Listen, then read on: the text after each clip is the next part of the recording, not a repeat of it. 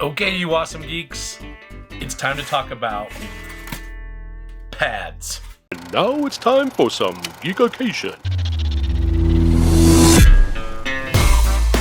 In Star Wars, in a lot of the spaceships and a lot of the environments, pads are seen everywhere. You see them in bunks, you see them on benches, you see them on archways, you see them in corridors. And they can be a very iconic thing when it comes to the environmental design used in Star Wars. Now, in our room build, we've done this in a very specific way. And so for the project I'm working on now, I want to simulate that exact same design. In doing so, I'm going to need something like this, which is Mod Podge. I chose the matte version so it wouldn't be glossy. And we're going to need some shop towels. And I'm going to break down for you exactly how we've achieved a certain look on our pads, and hopefully that'll help you with your project. The first step in this process is to sculpt the foam.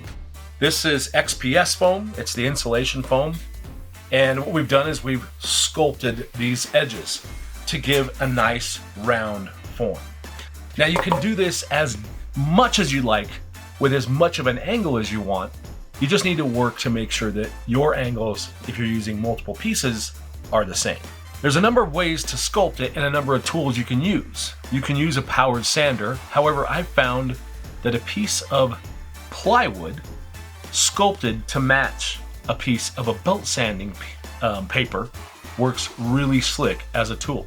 It gives you a lot of different ways to hold it, and being that the foam is so soft, you're able to sculpt it fairly easily.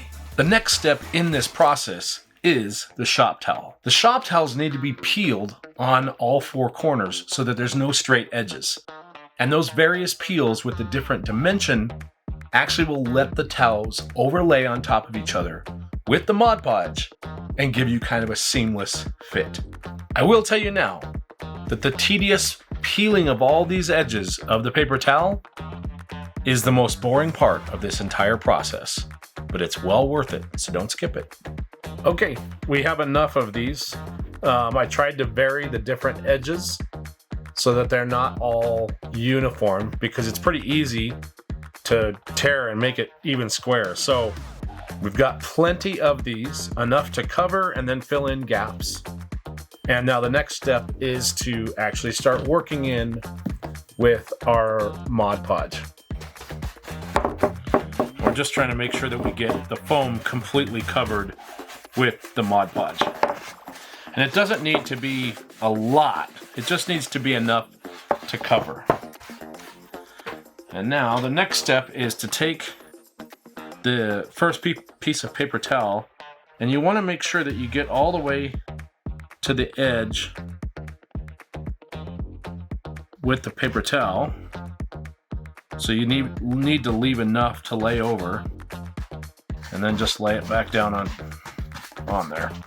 The corners are tricky because they tend to fold, so you kind of have to pull it down and mess with it, and then we're going to apply more glue, and that'll help kind of facilitate getting rid of all the creases. But the creases aren't necessarily a bad thing in this scenario because we're going for kind of a rough look. Once you get that down, then you go back with some more glue and apply that to the top. I'm kind of just doing a stippling motion. You want to push fairly hard, and the reason is you don't want a lot of air to form underneath the paper towel because that causes problems later. Now you can see on this corner that as we've applied the glue and just kind of worked it, it's pretty well pulled itself down, and now it's kind of nice and tight around the edge. The thing is with this design is I'm going for something that's not super smooth. So if I was going for some of those pad designs that didn't have any texture, I would not do the paper towel method on that. I'd probably sand the actual foam really smooth and then paint. Okay, now for the next section, you just repeat the same way, but you want to do some overlapping, obviously, on the previous piece of paper towel. What I've learned though is you don't want to go too far on the overlapping because then it really creates a thick bulge right here along the seam. And if we do everything right, then we should be able to blend these in fairly well together, and then you'll never really even notice the seam was there. One of the other aspects I try to do, if you can see here, we've got kind of a texture line or a bunching of the paper towel that formed. And I'm trying to, basically work the paper towel to make that even more prevalent. Because that natural thing that happens actually adds a good look to it, and it'll capture different weathering and stuff as we get to that point. And so I'm not worried about keeping this smooth. I want it to have this distinct texture.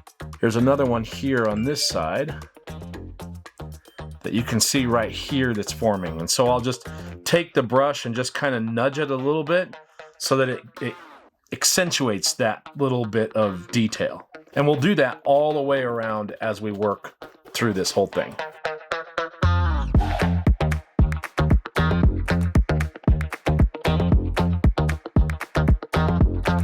And there we go. We've got everything laid in on this first piece.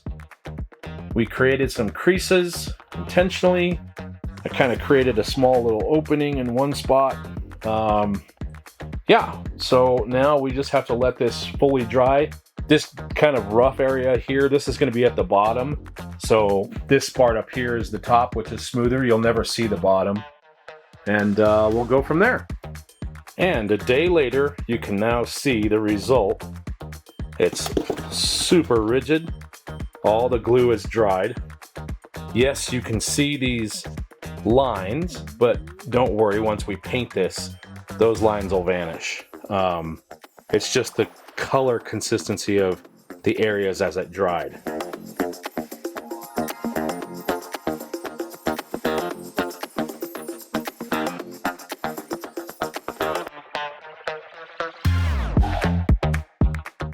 I want to point out that in the past, I've used my critter gun, which is essentially a spray gun, to apply the paint.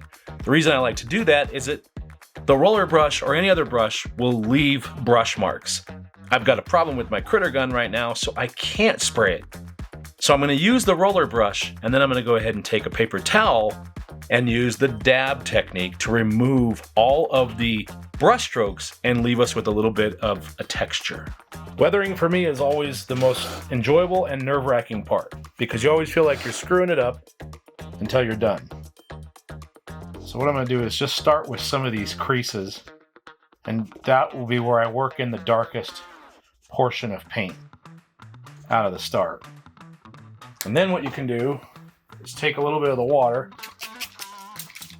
spritz it, take your paper towel, and now you start kind of taking it off.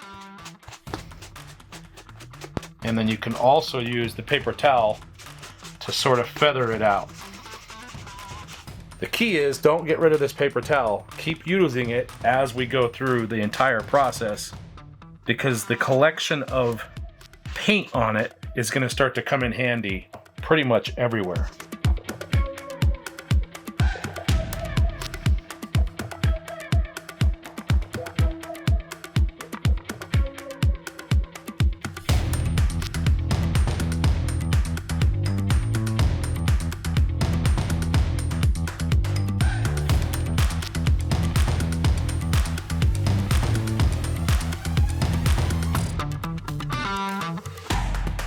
Now the last step in weathering on this is I take a bigger brush with the kind of the brownish color in this case, and then really dilute it down with the water.